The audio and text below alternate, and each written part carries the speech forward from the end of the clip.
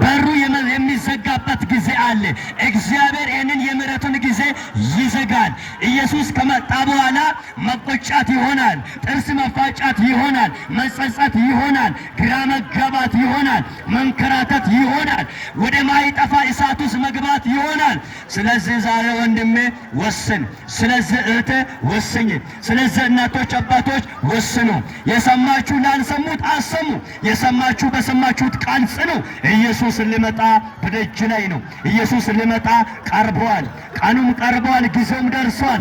ነገሮች ትንቢቱ ሁሉ ተፈጽመዋል። ኢየሱስ መምጫ ብቻ ይቀራል። ስለዚህ ተዘጋጁ። ቅዱሳን የተኛችሁ ንቁ። እንደዚህ ብሎ ጳውሎስ ይናገራል። የተኛችሁን ንቁ፣ ከሙታንም ተነሱ፣ ክርስቶስ አላችኋል ይላልና። ኢየሱስን በመጠበቅ ኢየሱስን በመታመን ንቁ፣ ተዘጋጁ። ይህንን የምስራችን ወንጌል ጎሳ ሳትመርጡ፣ ብሔር ሳትመርጡ፣ ሰፈር ሳትለዩ፣ ጊዜ ሳትሰጡ በቀን በሌሊት ንገሩ። ቢመችም ባይመችም ይህንን ወንጌል ስበክ ተብለናል። ስለዚህ ለዚህ ወንጌል እህቶች፣ ወንድሞች፣ እናቶች፣ አባቶች በዚህ ወንጌል ታመኑ፣ ላላመኑት ደግሞ ንገሩ። በዚህ እውነት ደግሞ ተዘጋጁ። የመዳን ቀን ዛሬ ነው። ኢየሱስ ክርስቶስ ጌታ ነው። ኢየሱስ ክርስቶስ ያድናል። ኢየሱስ ክርስቶስ ይታደጋል። ኢየሱስ ክርስቶስ ይመጣል።